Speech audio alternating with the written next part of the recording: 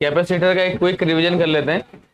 Capacitor is a two parallel plate capacitor, और ये जो डिस्टेंस है ना, ये डिस्टेंस इतना कम होता है बिटवीन द प्लेट्स कि अगर आप बीच में खड़े होकर देखो तो आपको प्लेट्स का एंड नजर नहीं आना चाहिए। पैरेलल प्लेट कैपेसिटर जो होते हैं उनके बीच का जो डिस्टेंस दी है, क्या बोला मैंने अभी, इधर ध्यान दो। पैरेलल प्लेट कैपेसिटर के बीच का जो डिस्टेंस डी हम लेते हैं, आप क्या लगता है बहुत बड़ा होगा? इतना छोटा होना चाहिए कि अगर कोई बीच में से खड़ा होकर देखे तो उसको ये वाला एंड नहीं पता होना चाहिए कहाँ है, मतलब it should be look like it is infinite. समझे क्या? समझे कि नहीं समझे?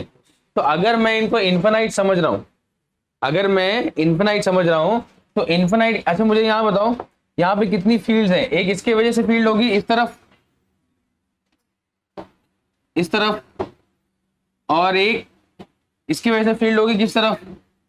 इस तरफ। Late it B E1, late it B E2, है ना? अरे भाई फील्ड यार पॉजिटिव से नेगेटिव चलती है ना, तो नेगेटिव की तरफ, यानी ये वाली प्लेट की इलेक्ट्रिक फील्ड भी इधर, ये वाली प्लेट की इलेक्ट्रिक फील्ड भी इधर। तो नेट इलेक्ट्रिक फील्ड कितना हो गया भाई तुम्हारा? E1 प्लस E2, दोनों प्लस हो जाएंगे डायरेक्टली। तो भाई एक ये आपका क्या है भाई, ऊपर कितना है? इन्फिनिटी, नीचे इन्फिनिटी। तो इन्फिनिट प्लेट्स हैं, प्लेट्स पे अगर चार्ज डिस्ट्रीब्यूटेड है तो इलेक्ट्रिक फील्ड क्या होती है? Gauss law third application. Gauss law third application क्या है फॉर्मूला इलेक्ट्रिक फील्ड का?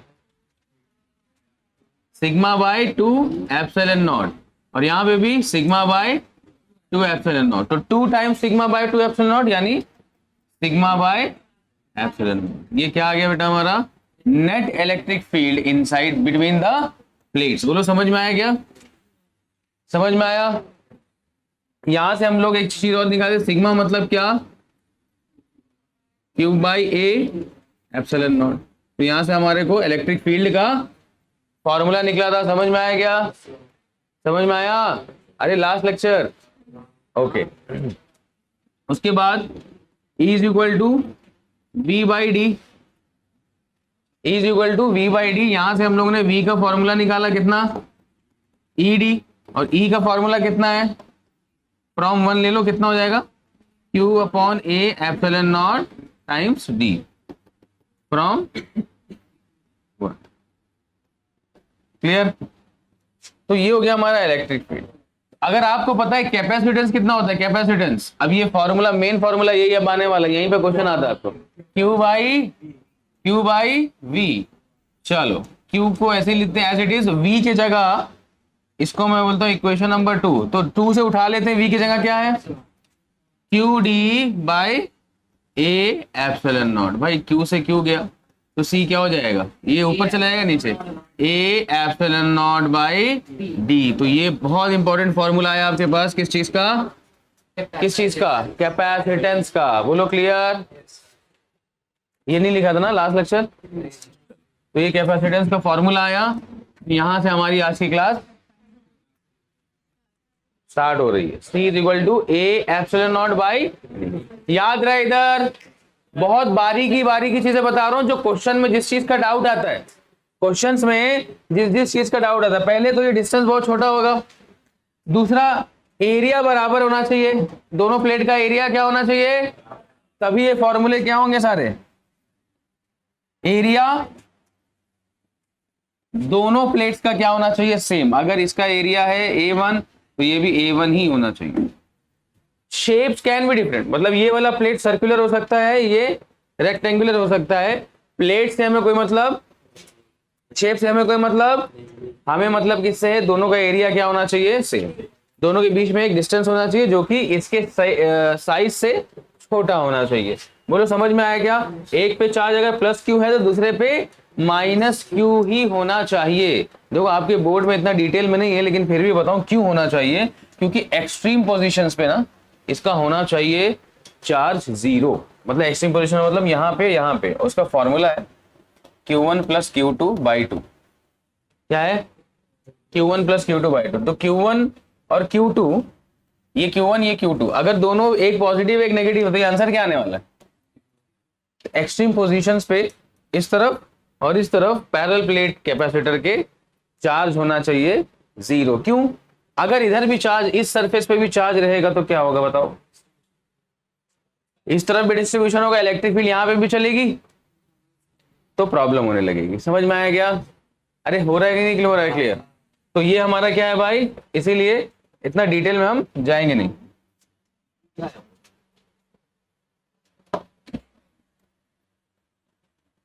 बोलो clear? So we will use this formula.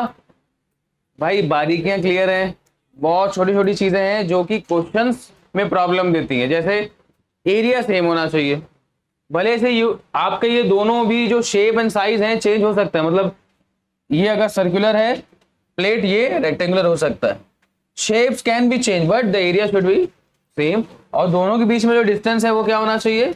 बहुत कम होना चाहिए। इतना कम होना चाहिए कि अगर यहां से कोई देखे तो उसको क्या लगना चाहिए? प्लेट्स कैसी हैं? Infinite long plate. बोलो क्लियर? सो ये हमारा इलेक्ट्रिक फील्ड का formula Q by A epsilon not. इसके बीच में जो होगी नेट इलेक्ट्रिक फील्ड। भाई पोटेंशियल डिफरेंस का फॉर्मूला क्या है हमारे पास? QD by A epsilon not. और कैपेसिटेंस का फॉर्मूला क्या है? ए एप्सिलॉन नॉट बाई डी। बोलो क्लियरिटी एकदम? चलो फटाफट इसको नोट डाउन करो ये, और क्वेश्चन सॉल्व करते हैं हम लोग फ्रॉम टेक्स्ट बुक। इधर भी 0 होना चाहिए, इधर चार्ज, इलेक्ट्रिक फील्ड 0 करवाने के लिए इधर चार्ज का डिस्ट्रीब्यूशन नहीं होना चाहिए इस तरफ लेफ्ट साइड, इधर इसके इधर राइट साइड नहीं होना चाहिए चार्ज। हाँ इलेक्ट्रिक फील्ड 0 रहेगा, चार्जेस 0 है ना, इस तरफ चार्ज डिस्ट्रीब्यूशन है ही नहीं, यानी यहाँ से इलेक्ट्रिक फील्ड इस तरफ नहीं निकलेगा। Inside the capacitor the electric field is Q by A. हाँ भाई चलो क्वेश्चन लिखो। A parallel plate capacitor, a parallel plate capacitor, a parallel plate capacitor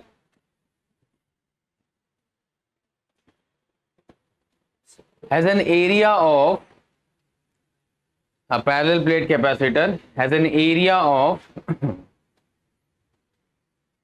4 centimeter square, 4 centimeter square, 4 centimeter square and a plate separation of 2 mm, and a plate separation of 2 mm.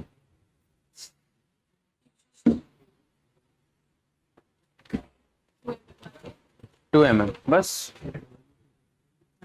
Calculate its capacitance, calculate its capacitance. किसका bag है? हाँ इधर बैठ जा अंदर। हाँ ये भी रख देना बैग, सही बोला। स्टोर रूम, हाँ स्टोर रूम। कैलकुलेट कैपेसिटेंस, तो कैपेसिटेंस कैसे निकालोगे? फॉर्मूला क्या है? ए epsilon naught by D. D is what? Separation between the plate. A is the area of plate. Epsilon not की वैल्यू यू नो 8.85 इंटू 10⁻⁻12। लगाइए और बताइए आंसर क्या आ रहा है। फैरेड में आएगा आंसर, यहाँ पे फैरेड में आएगा। हाँ तो मीटर स्क्वायर में कन्वर्ट करना पड़ेगा, ऐसा यूनिट। 10⁻⁻4 हो जाएगा, 4 into 10⁻⁻4।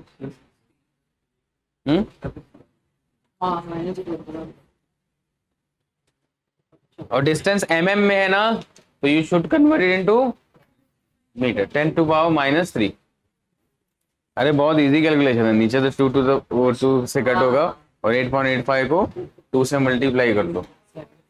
1.7 into 10⁻⁻12, 1.7 into 10⁻⁻12।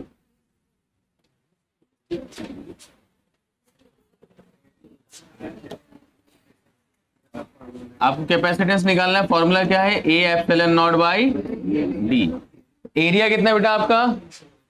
4 centimetre square है, तो ये हो जाएगा 4 इंटू 10⁻⁻4 मीटर स्क्वायर।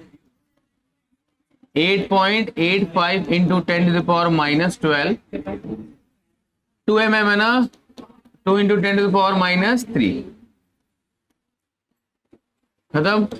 इसको 2 से मल्टीप्लाई कर दो, 3 को ऊपर ले जाओ, तो तुम्हारा हो जाएगा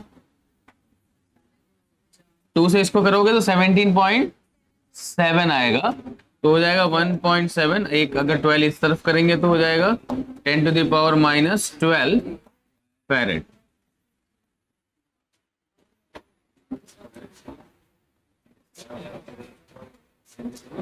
कैलकुलेशन कैसे हुआ समझ में आया? कंसेप्ट एप्लीकेशन समझ में आया? भाई 2 पैरेलल प्लेट कैपेसिटर है जिनका एरिया क्या है 4 सेंटीमीटर स्क्वायर। तो यहाँ पे ऐसा बोला है क्या कि पहली वाली प्लेट का एरिया इतना है, दूसरी वाली प्लेट का एरिया इतना है? कभी जिंदगी में नहीं हो सकता। अगर हुआ तो सॉल्व ही नहीं कर पाओगे आप। कैपेसिटर का कंसेप्ट ही यही है, दोनों का प्लेट का एरिया क्या होना चाहिए सेम, और पैरेलल भी होने चाहिए। ऐसा नहीं कि ऐसे लगा हुआ। पैरेलल प्लेट कैपेसिटर, हाँ प्लेट्स का shape can be different, confuse मत होना। स्पेरिकल भी आता है कैपेसिटर, पता है कि नहीं पता है?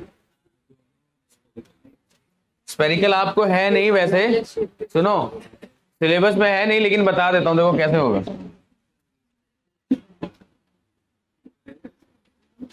नहीं मतलब ऐसा कंसेप्ट करके है नहीं,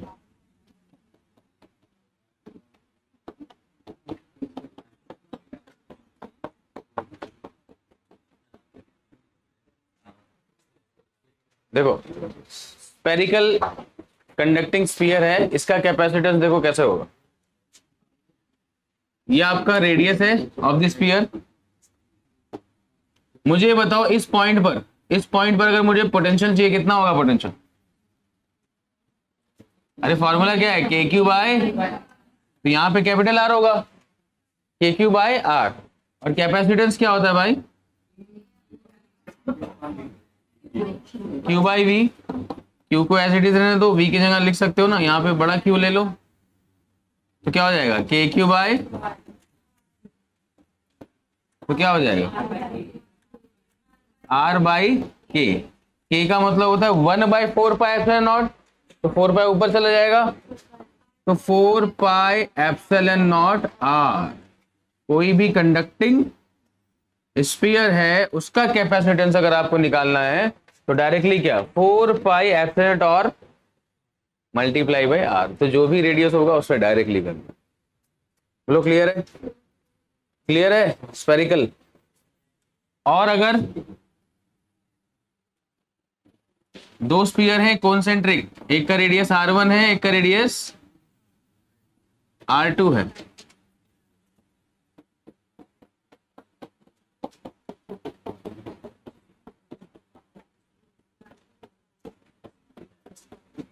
तो ऐसे केस में आपका जो कैपेसिटेंस है वो हो जाएगा 4πε0 R1 R2 upon R2 minus R1।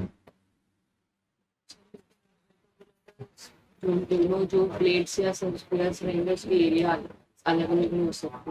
किसके एरिया अलग अलग? स्पेरिकल, मैंने क्या बोला? स्पेरिकल कैपेसिटर का कंसेप्ट अलग है, बोला ना। एक ही प्लेट है, हाँ उसका भी कैपेसिटेंस होगा, ठीक है। लेकिन ये आपको खाली याद रखना है, ऐसे क्वेश्चंस आपको बोर्ड में नहीं बनेंगे, ठीक है। चलो इसको नोट डाउन कर लो फटाफट। Then will start with dielectric क्या होता है, और डाइलेक्ट्रिक अगर किसी एक्सटर्नल फील्ड में डालो तो पोलराइजेशन होता है, वो कैसे होता है वो चेक करेंगे। Then we will see capacitance with dielectric, इसमें नहीं स्पेरिकल, इस पे विथ सिंगल चार्ज होता है, अलग कंसेप्ट है। इसको बहुत डिटेल में अगर पढ़ेंगे अपन समझ में आएगा क्या, बट फिलहाल के लिए आप कंडक्टिंग स्फीयर की वजह से कैपेसिटेंस इज 4πε0R। ये पेज 212 आपके टेक्स्ट बुक में 212 पेज नंबर 212 212 पेज नंबर पे 212 पेज नंबर पे आइए। चूज द करेक्ट ऑप्शन है ना पहला वाला। अरे बुक खोला गया schedule. A parallel plate capacitor is charged and then isolated, charge करके छोड़ दिया गया। The effect of increasing the plate separation on charge potential capacitance respectively are. अगर हम दोनों के सेपरेशन को अगर बढ़ाते हैं ना, इंक्रीज करते हैं, तो क्या होगा? देखो भाई, हमारा जो कैपेसिटेंस है वो किस पे, क्या है फॉर्मूला? ये एप्सिलॉन नॉट बाई डी। तो ये बढ़ गया, कैपेसिटेंस तो कम हो जाएगा, यानी तीसरा वाला तो डिक्रीज होगा। तो या तो ऑप्शन नंबर 1, 2 या 4 हो सकता है। सेकंड तो चला गया, थर्ड चला गया। अब देखो पोटेंशियल पे क्या फर्क पड़ता है, पोटेंशियल कितना है? क्यू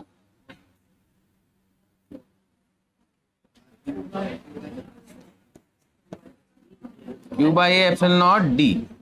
तो ये बढ़ गया तो पोटेंशियल क्या होगा? बढ़ेगा ना। अरे डी बढ़ गया तो पोटेंशियल बढ़ेगा ना। तो क्या होगा? इंक्रीजेस डिक्रीजेस, मतलब ऑप्शन नंबर डी। समझ में आया? या गलत मार्क किया किसने किया? चार्ज तो कांस्टेंट रहेगा ना भाई थ्रू आउट। अगर चार्ज चेंज हुआ तो पैरेलल प्लेट कैपेसिटर का कंसेप्ट ही खत्म हो जाएगा। चार्ज अगर चेंज हुआ पैरेलल प्लेट का, इसीलिए देखो एक जगह लिखा है चार्ज कांस्टेंट रहेगा भाई। चार्ज, क्योंकि अगर चार्ज बदलेगा ना तो सब बदलेगा, सब बदल जाएगा और पूरा कहानी इलेक्ट्रिक फील्ड ही खत्म हो, मतलब बदल जाएगी पूरी। पैरेलल प्लेट कैपेसिटर का कंसेप्ट ही, क्योंकि भाई चार्ज अगर बदलेगा बार बार, मान लो मोबाइल में कभी 2 घंटा लग रहा है 100% चार्ज होने में, कभी 4 घंटा लग रहा है। चार्ज बार बार चेंज होगा क्या तुम्हारा? बार बार एक कैपेसिटर बनेगा, उसका चार्ज क्या हो जाएगा? डिफाइन हो जाएगा कि भाई 5-10 मिनट के अंदर ये चार्ज होना चाहिए इतने चार्ज में। हर बैटरी का एक लाइफ होता है ना, कैपेसिटर, क्या बोल रहे हो उसको तुम? हर बैटरी का कैपेसिटेंस का एक वैल्यू होता है चार्ज का, वो हमेशा सेम रहता है। और जब वहां तक चार्ज हो जाता है वो, तो सर्किट ब्रेक कर देता है। सब चेक करेंगे अपन, टेंशन मत लो। मोबाइल में आपका जो चार्जिंग होता है उसके अंदर भी कैपेसिटर है। चार्जिंग का मतलब ही क्या है? अंदर कोई ना कोई ऐसा डिवाइस है जो चार्ज को स्टोर कर रहा है और धीरे धीरे धीरे धीरे वो आपको वो चार्ज प्रोवाइड कर रहा है ना। चार्ज को अगर स्टोर कर रहा है इसका मतलब क्या? तो चार्ज की उसकी जो पूरी कैपेसिटी होगी फुल, वो एक ही होगी ना, बार बार चेंज होगी क्या चार्ज? वही कहना चाह रहा हूं। तो charge will always be constant. बोलो क्लियर है? चलो क्वेश्चन नंबर 5 उसी के अंदर, चूज द करेक्ट ऑप्शन में। Question number 5, a parallel plate capacitor has circular plates of radius 8 centimetre end plate separation 1 mm. What will be the charge on the plate if the potential difference of 100 volt is applied?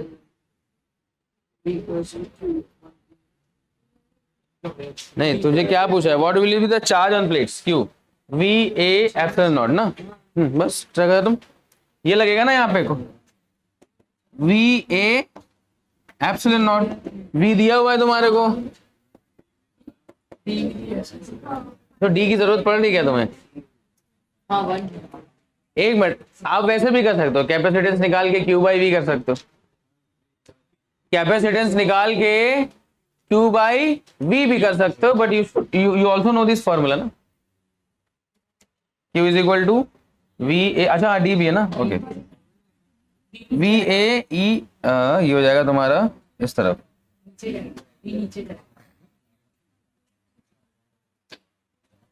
We A epsilon naught by D, sorry. तो ये आएगा ये, और area कितना हो जाएगा तुम्हारा? Circular है ना, तो उसका एरिया क्या हो जाएगा? लेकिन आर किस में बेटा तुम्हारा? सेंटीमीटर में। यू विल कन्वर्ट इनटू, चलो जल्दी सॉल्व करो फटाफट इसको।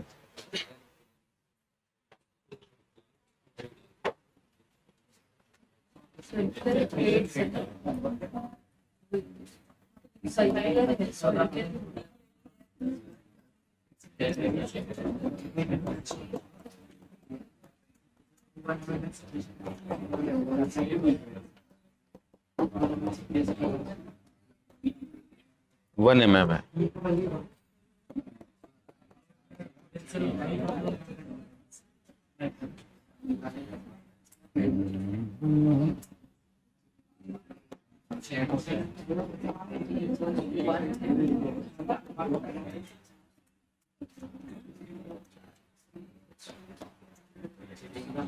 -4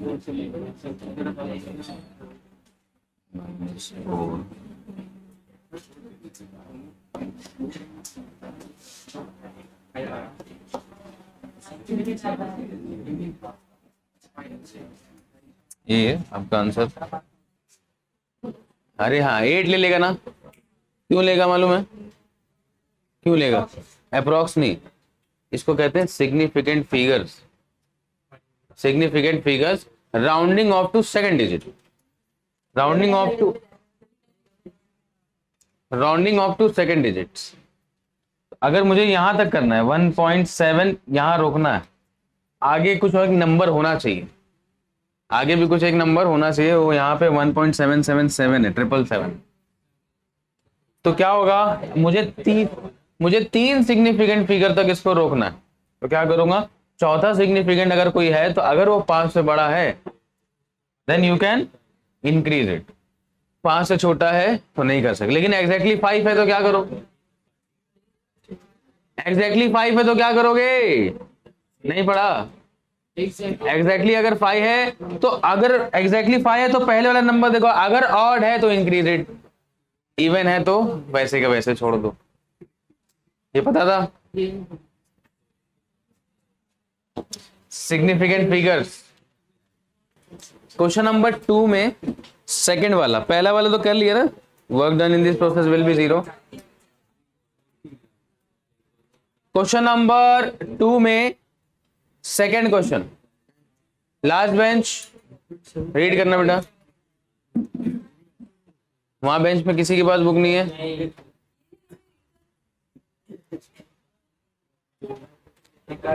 क्वेश्चन नंबर 2 का सेकंड,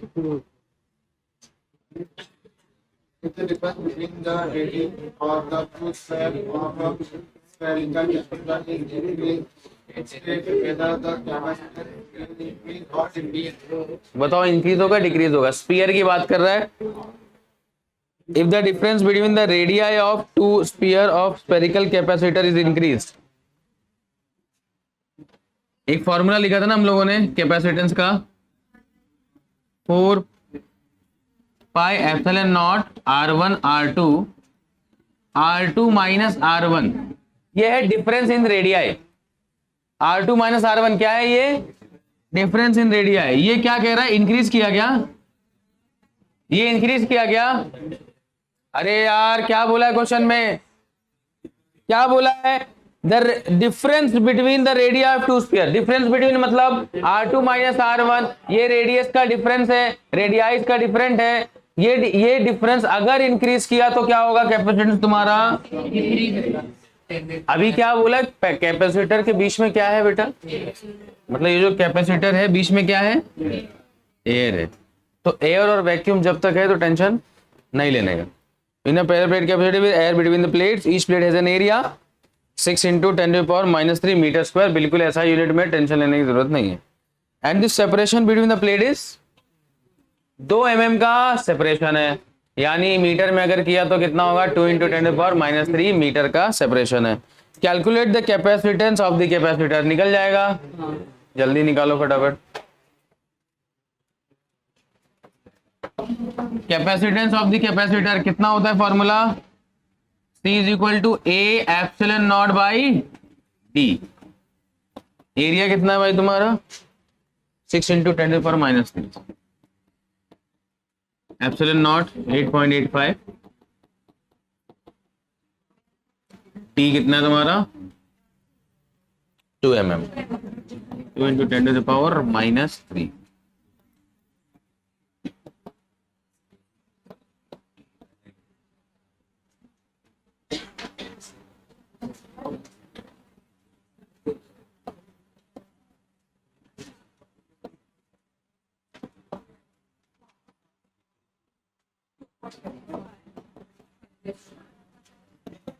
2.65 × 10⁻11 कूलम, सॉरी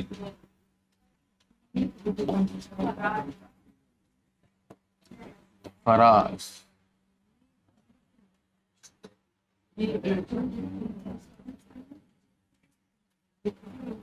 इसको मैं ऐसा भी लिख सकता हूं, देखो कभी कंफ्यूज मत होना। कैपेसिटेंस को अगर मैं ऐसा लिखूं 2.65 इंटू 10⁻⁻5 माइक्रोफेरेड,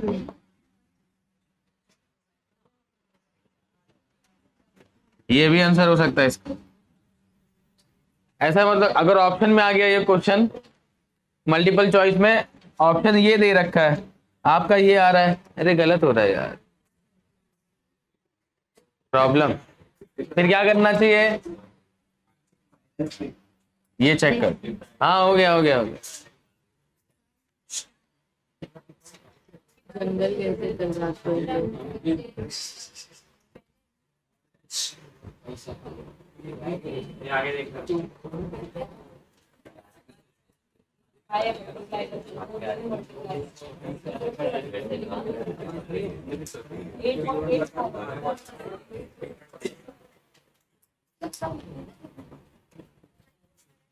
कैपेसिटर है, इजी है, हाँ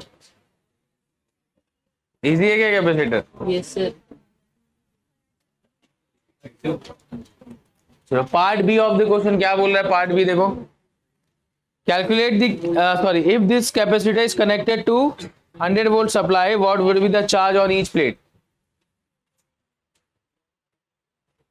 चार्ज पता करना है, तो चार्ज क्या होता है, by C is equal to Q by V, तो क्यू क्या हो जाएगा, सी वी, सी मालूम है आपको, 2.65 इंटू 10⁻⁻11 मल्टीप्लाई बाई कितना पोटेंशियल लगाया है, 100 यानी 10⁻², तो ये आएगा 2.65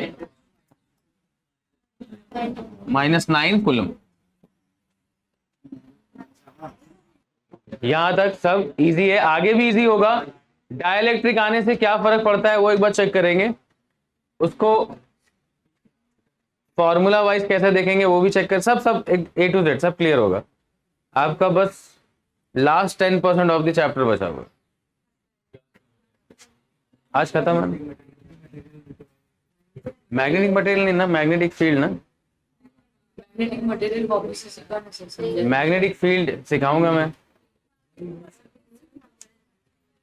मटेरियल में क्या सीखना है, मटेरियल मैग्नेटिक नहीं मालूम आपको क्या होता है, मैग्नेटिक मटेरियल ये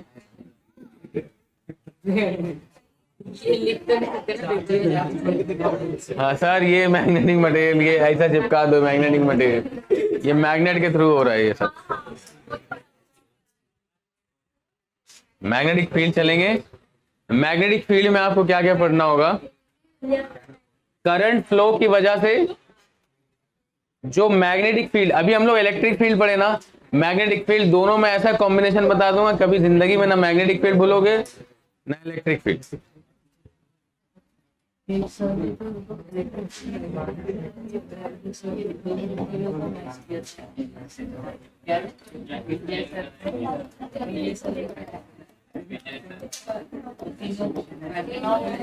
चलो बहुत इंपॉर्टेंट चीज है, कैपेसिटर का क्वेश्चन अगर डाइलेक्ट्रिक के साथ आता है, तो अगर आपको डाइलेक्ट्रिक के बारे में नहीं पता है तो आप कुछ नहीं कर पाओगे, आप कुछ नहीं कर पाओगे, इतना याद रखना। अगर डाइलेक्ट्रिक के बारे में नहीं पता है, लेकिन आपका अगला जो 10-15 मिनट है अगर वो ध्यान से इधर दे दिया, अपना ध्यान इधर दे दिया, तो यकीन मानो कभी जिंदगी का कैपेसिटर का क्वेश्चन कभी रॉन्ग नहीं करोगे।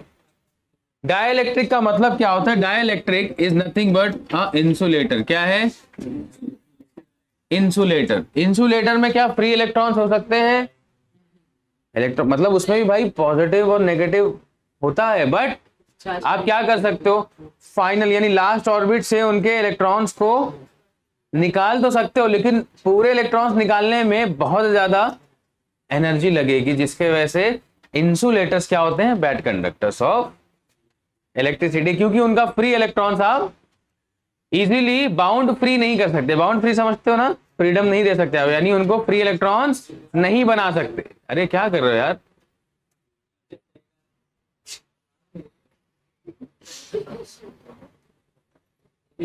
डिस्टर्ब मत करो यार प्लीज, नाम लिखो और आगे भेजो।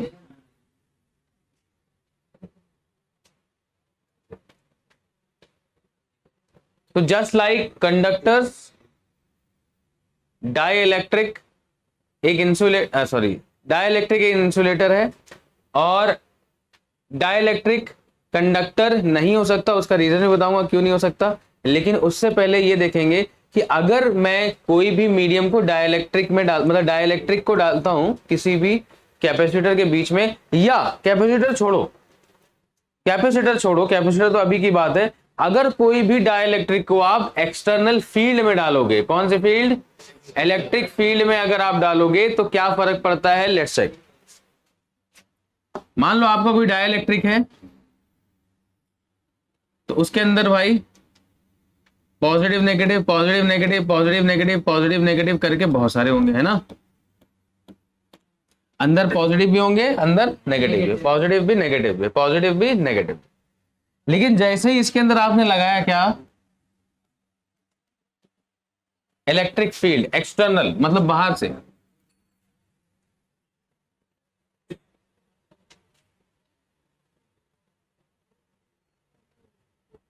अभी दूसरी बार देखूंगा उठा के बाहर कर दूंगा बस। एक्सटर्नल इलेक्ट्रिक फील्ड में जब आप डाइलेक्ट्रिक को डालोगे तो होता है पोलराइजेशन। एक क्या होता है, पोलराइजेशन। देखो जैसे वर्ड है पोलराइजेशन, पोलराइजेशन का मतलब अगर पोल से आप काट, यहां पे आप देखोगे तो इससे क्या मिल सकता है आपको, क्या वर्ड्स मिल रहे हैं दिमाग में, क्या आ रहा है, पोल की बात हो रही है। किसकी बात हो रही है, पोल। इसका मतलब पोल का मतलब क्या होगा, एक नेगेटिव एक पॉजिटिव, यानी नेगेटिव पॉजिटिव अपनी जगह पे आ जाएंगे, ऐसा पोलराइजेशन बोलता है। जैसे कि मान लो आपका इधर नेगेटिव भी है और पॉजिटिव भी है, नेगेटिव भी है पॉजिटिव भी है, नेगेटिव भी है पॉजिटिव, नेगेटिव भी है पॉजिटिव, नेगेटिव पॉजिटिव, ऐसे बहुत सारे negative positive negative positive negative positive आपस में मिले हुए, आपस में मिले हुए। अब जैसे मैं इलेक्ट्रिक फील्ड डालूंगा बेटा, इलेक्ट्रिक फील्ड में अगर कोई भी चार्ज आता है उस पर क्या लगता है,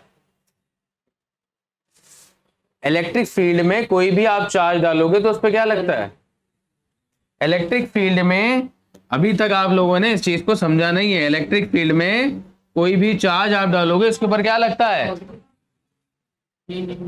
टॉर्क और डाइपोल पे लगता है ना यार, फोर्स लगेगा ना।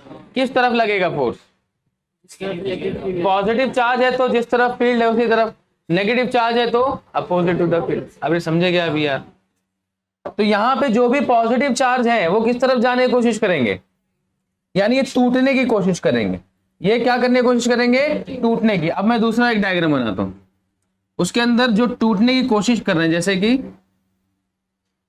ये अगर मान लो इलेक्ट्रिक फील्ड ऐसा लगा हुआ है, इलेक्ट्रिक फील्ड ऐसा लगा हुआ है, तो इस तरफ क्या जाने की कोशिश करेगा, पॉजिटिव इस तरफ जाने की कोशिश करेगा, नेगेटिव इस तरफ। ऐसे जितने भी मॉलिक्यूल्स हैं उनका पोल्स क्या करेगा, इस तरफ नेगेटिव जाने की कोशिश करेगा, और धीरे धीरे धीरे धीरे क्या हो जाएंगे, अलग हो जाएंगे। और जैसे ही अलग होंगे, जैसे ही अलग होंगे क्या हो जाएगा बताओ, इस तरफ सारे कितने आ जाएंगे, पॉजिटिव, और इस तरफ नेगेटिव। इस प्रोसेस को कहते हैं, समझ में आया क्या, समझ में आया, फिर से बता रहा हूं। देखो डाइलेक्ट्रिक क्या होता है, ये डाइलेक्ट्रिक स्लैब लिया, कुछ भी हो सकता है, insulator, insulator can be anything, है ना, इंसुलेटर कैन बी एनीथिंग, जो भी इंसुलेटर होगा उसके अंदर क्या होंगे, उनके जो मॉलिक्यूल्स होंगे, मॉलिक्यूल्स के अंदर ही पोल्स होते हैं, पॉजिटिव नेगेटिव, यानी दो चार्ज होता है, पॉजिटिव और। जैसे मैंने उसको, उस स्लैब को एक फील्ड में रखा, फील्ड ऐसे चल रही थी, जैसे ही उसके अंदर रखा तो क्या होगा, अंदर के जो भी मॉलिक्यूल्स होंगे वो टूटना चाहेंगे। क्यों टूटना चाहेंगे, क्योंकि फील्ड के हिसाब से जो पॉजिटिव चार्ज है वो उधर भागना चाहेगा, जो नेगेटिव चार्ज है वो इधर भागना चाहेगा। दूसरा प्रोसेस ये बताया मैं आपको, होते होते क्या हो जाएगा, टूट जाएगा, और टूटने के बाद पॉजिटिव सारे उधर चले जाएंगे, नेगेटिव सारे इधर चले जाएंगे। अगर फील्ड का डायरेक्शन चेंज किया तो पॉजिटिव यहां आ जाएंगे, नेगेटिव यहां। बोलो समझ में आ रही है बात, तो इस प्रोसेस को कहते हैं पोलराइजेशन। बोलो बात समझ में आई क्या, बात समझ में आई, पोलराइजेशन क्या चीज है, यानी अगर आप डाइलेक्ट्रिक को, डाइलेक्ट्रिक क्या है सबसे पहले जानना है, डाइलेक्ट्रिक इज एन इंसुलेटर, जिनके पास फ्री इलेक्ट्रॉन्स नहीं होते, जिसके वजह से इनके थ्रू कंडक्शन पॉसिबल नहीं है। लेकिन अगर ये कोई एक्सटर्नल इलेक्ट्रिक फील्ड में इनको डाल दोगे तो इनका क्या हो जाएगा बेटा, पोलराइजेशन। बोलो क्लियर हुआ क्या, चलो इसको लिखो फटाफट।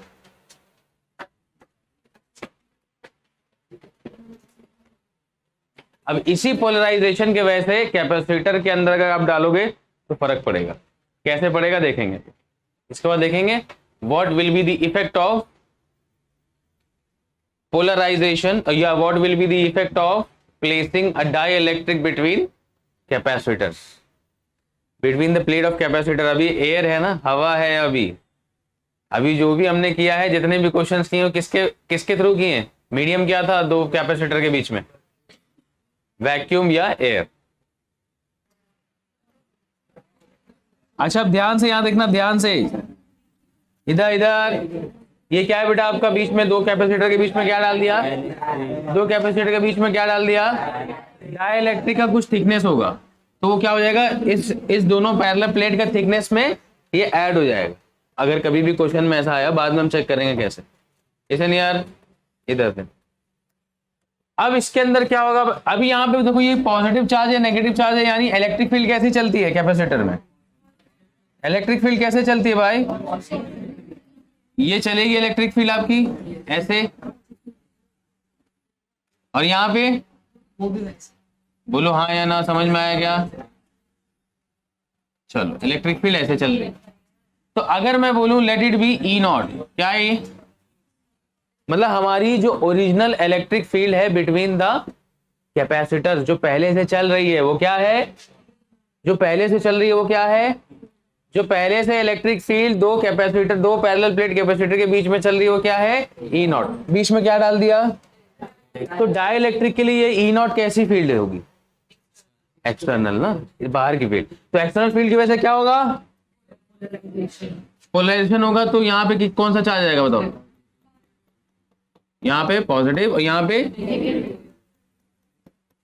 तो अंदर भी एक इलेक्ट्रिक फील्ड होगी या नहीं होगी? अंदर भी इलेक्ट्रिक फील्ड होगी या नहीं होगी? होगी ना, क्योंकि अंदर भी पॉजिटिव चार्ज है, इधर पे भी नेगेटिव चार्ज है। तो अंदर भी क्या होगी भाई तुम्हारी? Electric field. कौन से डायरेक्शन में? ये डायरेक्शन है। बोलो समझ में आया? Late it be E I, यानी ई इलेक्ट्रिक फील्ड इंड्यूस। देखो मैग्नेटिक फील्ड पढ़ा है आपने, इलेक्ट्रोमैग्नेटिक इंडक्शन पढ़ा है आपने, है ना? कैसे वहां पे इंडक्शन होता है, मतलब जो नई बनती है उसको इंड्यूस कहते हैं ना हर चीज को। तो यहाँ पे एक्सटर्नल फील्ड की वजह से डाइइलेक्ट्रिक में क्या हुआ बेटा? Polarization. And with the polarization अंदर भी एक इलेक्ट्रिक फील्ड चलने लगी, जिसका होगा भाई आपका बहुत कम होगी। क्या होगी? बहुत कम, बहुत कम, बहुत लाइट सा। अगर बहुत लाइट सा है तो मुझे बताओ आपका net electric field inside the capacitor क्या होगा? क्या होगा? E naught minus E I. बोलो समझ में आया क्या? E naught minus E I, and E naught minus E I यानी E net can also be written as. देखो इफेक्ट क्या पड़ता है इधर, ध्यान से। ये तो हो गया फॉर्मूला वाइज, लेकिन एक्चुअली फर्क क्या पड़ता है? जो आपका ई नॉट था ना, जो आपका ई नॉट था वो डाइइलेक्ट्रिक टाइम्स घट जाता है। क्या होता है? डाइइलेक्ट्रिक टाइम्स घट जाता है, ये भी याद रखना। यानी you can write it as E naught minus E I is equal to E naught by epsilon naught R. अब ये एप्सिलॉन नॉट आर जो है, एप्सिलॉन आर जो, सॉरी एप्सिलॉन नॉट नहीं, एप्सिलॉन आर जो है ये आपके टेक्स्ट बुक में के से डिनोट किया गया। आपके टेक्स्ट बुक में के से डिनोट किया गया। अब आपकी मर्जी है, इसको चाहे के से लिखो या एप्सिलॉन आर से लिखो। बोलो बात समझ में आई क्या? यहाँ पे क्या हो रहा है? यानी आपका जो नेट इलेक्ट्रिक फील्ड है वो घट जाएगा। यहां से तो पता चल गया था ना भाई, आपकी नेट पहले इलेक्ट्रिक फील्ड ये थी, इसके इंडक्शन के वजह से उसमें से कुछ माइनस हो जाएगा, तो नेट इलेक्ट्रिक फील्ड आपकी कैपेसिटर के बीच में क्या हो गई? अरे कंसेप्ट समझो, कंसेप्ट। आपकी ये हटा दो, ये हटा दो, ई नॉट है इलेक्ट्रिक फील्ड, इसको डालने से क्या हुआ? ई आई भी बनी, यानी net electric field between the capacitor क्या हो गया? कम हो गया। नहीं, ई नॉट माइनस ई आई तो है, लेकिन एक्चुअली क्या हुआ है? क्या डाइइलेक्ट्रिक आने से क्या हो रहा है? इलेक्ट्रिक फील्ड कितनी कम हो रही है? एप्सिलॉन आर टाइम्स क्या हो रही है? कम हो जाएगी। यानी जो भी डाइइलेक्ट्रिक कांस्टेंट होगा उतने टाइम्स आपका इलेक्ट्रिक फील्ड कम हो जाएगी। यहां से तो हम चेक कर चुके थे कि भाई हमारी नेट इलेक्ट्रिक फील्ड क्या हो रही है, कम हो रही है, लेकिन कितनी कम हो रही है, एप्सिलॉन आर टाइम्स, यानी डाइलेक्ट्रिक कांस्टेंट टाइम्स, डिवाइड कर दो उसको, यानी 1 by dielectric constant multiply by your electric field जो भी इनिशियल थी। बोलो समझ में आ रहा है क्या? यानी यहां से सबसे पहला कंडीशन, सबसे पहला कंसेप्ट ये लेते हैं कि जब भी पैरेलल प्लेट कैपेसिटर के बीच में डाइलेक्ट्रिक आएगा तो क्या चीज कम हो जाएगी, सबसे पहले इलेक्ट्रिक फील्ड घट जाएगी। बोलो समझ में आई क्या बात? क्लियर है एकदम, कोई टेंशन? तो ये आप लिखो हेडिंग, कैपेसिटर विथ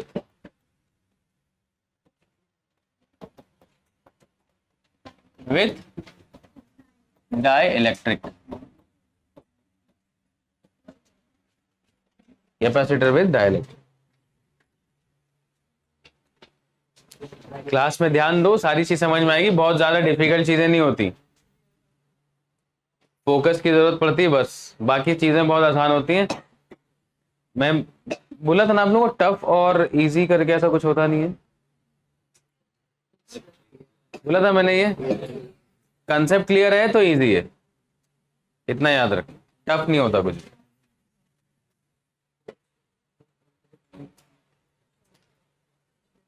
अगर कोई चीज आपको डिफिकल्ट लग रही है तो प्लीज चेक कि कौन सा कंसेप्ट क्लियर नहीं है आपका।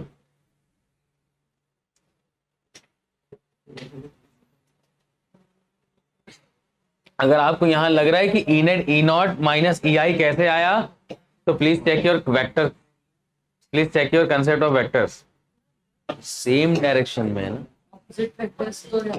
अच्छा सॉरी हाँ, अपोजिट में चल रहा है ई आई, हाँ इसीलिए माइनस, एंड सिंस बहुत छोटा सा होगा इसीलिए ई naught minus E I.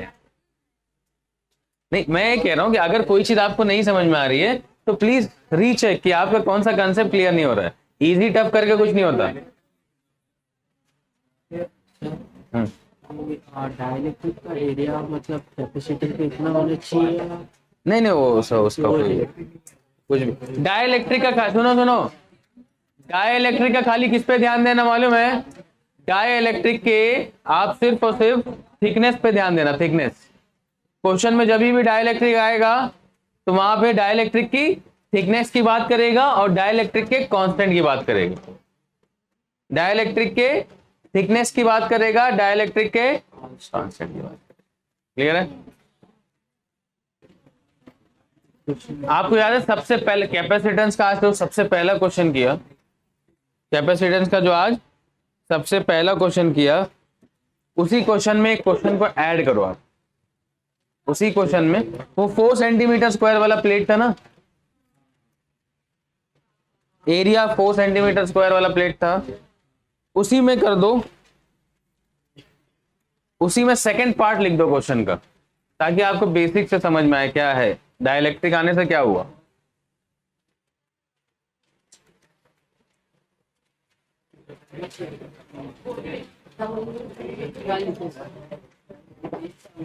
Calculate the capacitance. Calculate the capacitance. Calculate the capacitance. If the dielectric slab is introduced, if the dielectric slab is introduced, if the dielectric slab is introduced, if the dielectric slab is introduced between the plates, between the plates, between the plates, if the of a dielectric constant 6.7, of dielectric constant 6.7, of dielectric constant 6.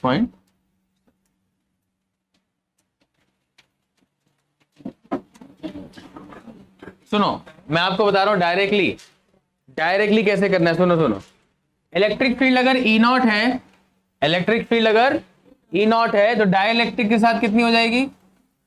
E naught by epsilon R. Potential क्या होता है? V is equal to E D. Potential क्या होता है? V is equal to E D. तो initial potential क्या होगा? V naught is equal to E naught D, और डाइलेक्ट्रिक के साथ कितना हो जाएगा, लेट इट बी कितना हो जाएगा, कितना हो जाएगा भाई, ईडी होता है तो नया वाला ईडी कितना हो जाएगा, E naught by epsilon are. समझ में आया कि नहीं आया? अरे भाई सुनो सुनो सुनो, मुझे मालूम नहीं समझ में। ई नॉट अगर है इलेक्ट्रिक फील्ड कितनी हो जाएगी, ये विदाउट डाइलेक्ट्रिक, ये विद डाइलेक्ट्रिक, ठीक है।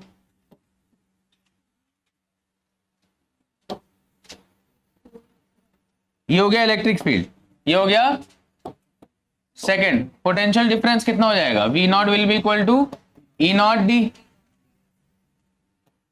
विथ डाइलेक्ट्रिक कितना हो जाएगा, उसको वी मानो, कितना हो जाएगा, ई नॉट की जगह कितना हो जाएगा, E naught by epsilon, sorry थोड़ा अलग दिख रहे हैं,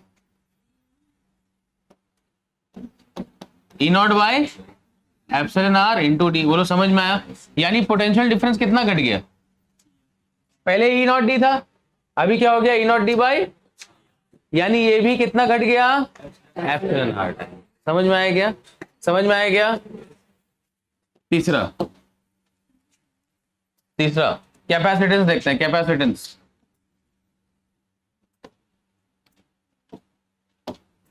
कैपेसिटेंस पे क्या असर पड़ेगा बताओ, कैपेसिटेंस क्या होता है, capacitance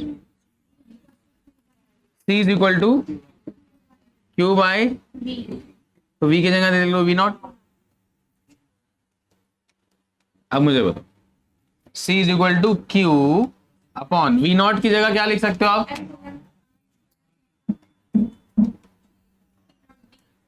E naught D upon epsilon R. यानी कैपेसिटेंस कितना हो जाएगा तुम्हारा, क्यू एप्सिलॉन नॉट डी ऊपर, यानी ये आपका क्या है, पुराना वाला ना, सॉरी सॉरी,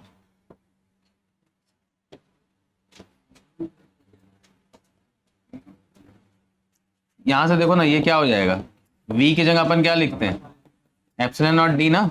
तो कैपेसिटेंस देखो क्या है, पुराना वाला तुम्हारा विदाउट डाइलेक्ट्रिक, क्यू बाई, और यहाँ पे क्या हो जा रहा है, एप्सिलॉन नॉट टाइम्स हो जा रहा है, यानी हर चीज घट जाएगी सिवाय कैपेसिटेंस के बढ़ेगी। बोलो क्लियर हुआ क्या? यानी डाइलेक्ट्रिक आने से क्या होता है, इलेक्ट्रिक फील्ड घट जाता है, कितना घटता है, dielectric constant times. Potential difference घट जाता है, कितना, डाइलेक्ट्रिक टाइम्स, लेकिन बढ़ क्या जाता है, कितना, जो भी डाइलेक्ट्रिक। तो यहां पे क्वेश्चन में बताओ क्या होगा, कैपेसिटेंस बढ़ेगा घटेगा, कितने टाइम्स बढ़ेगा, 6.7। यानी जो पुराना वाला कैपेसिटेंस है उसमें क्या कर दो, 6.7 को ऐड नहीं मल्टीप्लाई। समझे क्या, कंसेप्ट समझ में आ रहा है? 12 वाला पार्ट सी। अब क्या बोल रहा है, how would charge on the plates be affected if a 2 mm thick mica sheet, mica is dielectric, उसका कांस्टेंट कितना दिया है, 6, is inserted between the plates while the voltage supply remains connected, how would charge on the plates be affected. देखो charge का क्या इफेक्शन है वो हमने देखा नहीं है, लेकिन कैपेसिटेंस चेंज होगा। कैपेसिटेंस कितने टाइम्स चेंज होगा, कितने टाइम्स चेंज होगा, डाइलेक्ट्रिक टाइम्स चेंज हो जाएगा। तो आपका चार्ज कितना होगा, ठीक है, देखो distance between the plate same रखा है 2 mm, तो उससे कोई हमें मतलब नहीं। तो कैपेसिटेंस कितना था 2 mm वाला, कितना था 2.655 ना, कैपेसिटेंस कितना था 2.655 इंटू 10⁻⁻11 फैराड। बोलो क्लियर है? तो न्यू कैपेसिटेंस कितना हो जाएगा, 6 से मल्टीप्लाई हो जाएगा, यानी 6 5 30, 6 5 30, 31 32 33, 6 5 30 33 ना, 6 6 36, कितना हो जाएगा 15930 इंटू 10⁻⁻11 फैराड। ये हो गया नया आपका, ये क्या हो गया, नया कैपेसिटेंस हो गया। तो चार्ज कितना होगा, चार्ज पूछा है ना, तो चार्ज क्या होता है भाई,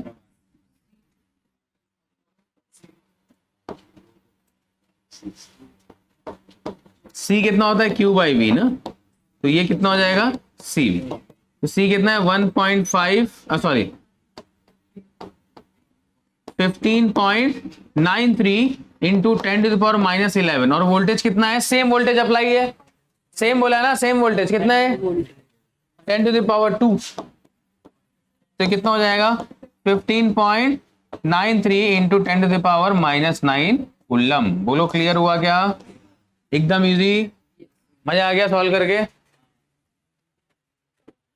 तो क्या क्या फर्क पड़ता है भाई डाइलेक्ट्रिक आने से, कोई ज्यादा डिफिकल्ट कंसेप्ट है क्या, कोई फर्क नहीं पड़ता। हाँ लेकिन आपको कंसेप्ट पता होना चाहिए, क्यों फर्क ज्यादा नहीं पड़ रहा भाई, पोलराइजेशन होता है, नई इलेक्ट्रिक फील्ड बनती है, नेट इलेक्ट्रिक फील्ड घट जाती है, कितनी घटती है एप्सिलॉन r टाइम्स घट जाती है, बस कहानी यही खत्म। इलेक्ट्रिक फील्ड इतना घट रही है तो पोटेंशियल डिफरेंस भी इतना ही घटेगा, कैपेसिटेंस बढ़ जाएगा, कैपेसिटेंस बढ़ जाएगा।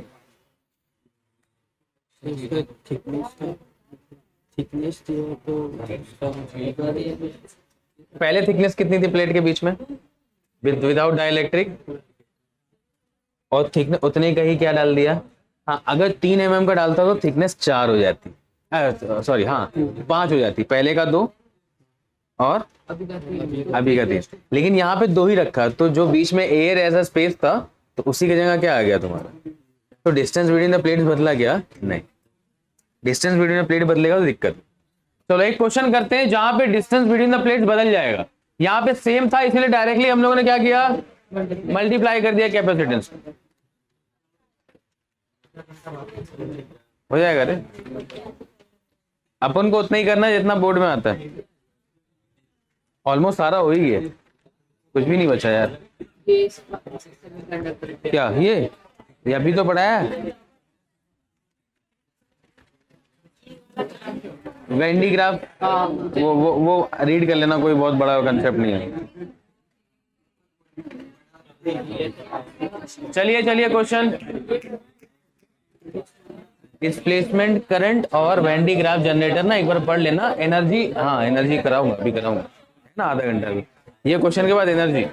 सुनो this is the last question on capacitor, उसके बाद हम energy store in a capacitor करके कंसेप्ट को खत्म कर देंगे। वेंडी ग्राफ जनरेटर है, वो एक बार आप रीड कर लेना, अगर उसमें कोई डाउट आएगा तो मुझे बताना, उस पर कोई क्वेश्चंस वैसे होते नहीं। अगर वेंडी ग्राफ जनरेटर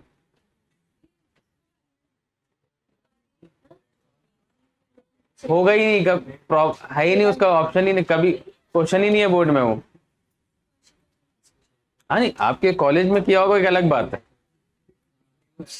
आप कॉलेज के एग्जाम के लिए प्रिपेयर कर रहे हो तो बता दो, फिर उसके हिसाब से पढ़ा दूंगा मैं। आप चलो आप देखो क्वेश्चन लिखो एक, इन a capacitor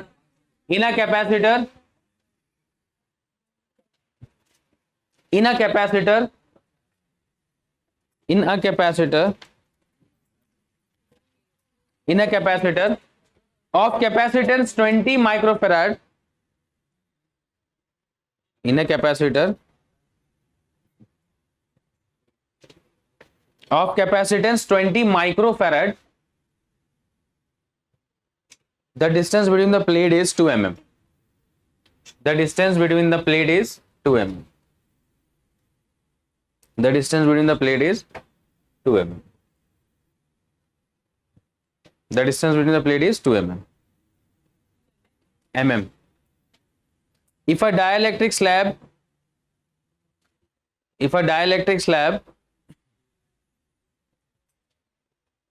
of width 1 mm and dielectric constant 2 with 1 mm and dielectric constant 2 is inserted between the plates,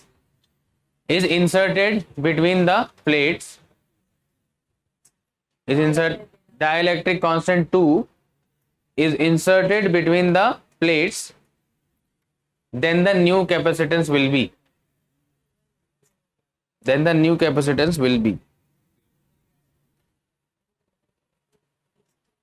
In a capacitor of capacitance 20 microfarad, the distance between the plate is 2 mm.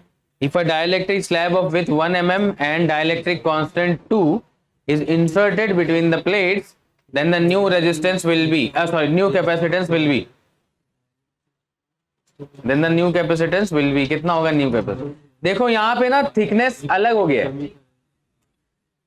Plate के बीच में कितना है separation? 2 mm का, उसमें 1 mm का with introduce किया, तो नए वाले कैपेसिटर में कितना हो जाएगा? 3 mm का। 2 mm पहले इंसर्टेड बोला है ना, पहले पैरेलल प्लेट कैपेसिटर के बीच में डिस्टेंस कितना है? पहले पैरेलल प्लेट कैपेसिटर का डिस्टेंस कितना है? 2 mm। उसके बाद थोड़ा सा और इसको सरकाया, आधा आधा कर, और बीच में क्या डाला? 1 mm का थिकनेस का डाइलेक्ट्रिक। समझे क्या अभी? तो अब क्या होगा आपका, डायरेक्टली आप जो है ना मल्टीप्लाई नहीं कर पाओगे कैपेसिटेंस अगर नया फाइंड करना है आपको। तो क्या करना पड़ेगा भाई? क्या करना पड़ेगा? कैपेसिटेंस का फॉर्मूला क्या होता है? कैपेसिटेंस का फॉर्मूला क्या होता है?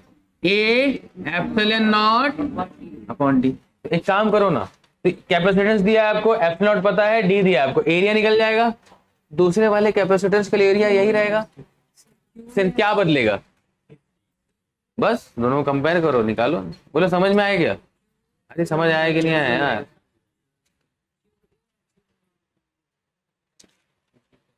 यही तो कंफ्यूजन बेटा, ए एप्सिलॉन नॉट बाई डी।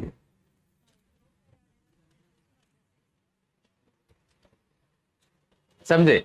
और नया वाला कैपेसिटेंस ए एप्सिलॉन, दोनों के लिए सेम रहेगा, क्या बदलेगा खाली? D dash. बोलो क्लियर? तो आपका C upon C dash will be equal to A epsilon naught by D divided by A epsilon naught D dash. तो क्या होगा भाई? C upon C dash will be equal to 1 upon D, तो हो जाएगा D dash upon D। तो आपको C चाहिए, C डैश चाहिए, C डैश क्या हो जाएगा? C D upon D dash. बस खत्म। C डालो, कितना है? देखो सब कट कर दिया मैंने, ना एरिया निकालने की जरूरत ना कुछ, डायरेक्ट C कितना है तुम्हारा? 20 माइक्रोफैराड यानी 10 टू द पावर -6। डिस्टेंस कितना है उसके भी? 2 into 10 to the power divide by नया डिस्टेंस कितना हो जाएगा? 4 ना, सॉरी 3, 2 पहले और 1 बाद में, कितना हो जाएगा? 3 इंटू 10 टू द पावर -3। खत्म। कितना हो जाएगा? 40/3। कितना हो जाएगा? 13.33 इंटू 10 टू पावर -6। क्या ये आंसर हो सकता है? क्या ये आंसर होगा? ये नया कैपेसिटेंस विथआउट डाइइलेक्ट्रिक मैंने निकाला है। अब क्या करोगे? इनटू 2 ना, हाँ, तो कितना हो जाएगा? 26.66 into 10 to the power -6 farad. बोलो समझ में आया क्या? अरे समझ में आया क्या? ये बहुत शॉर्टकट तरीके से मैंने आपको कराया है, इसका फॉर्मूला अलग है आपके टेक्स्ट बुक। आप अगर अपने टेक्स्ट बुक में देखो, उसका फॉर्मूला अलग है।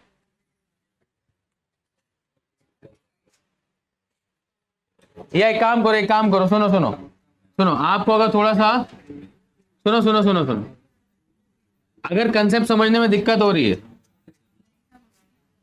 हाँ, मुझे मालूम है नहीं समझा, इसलिए मैंने बता।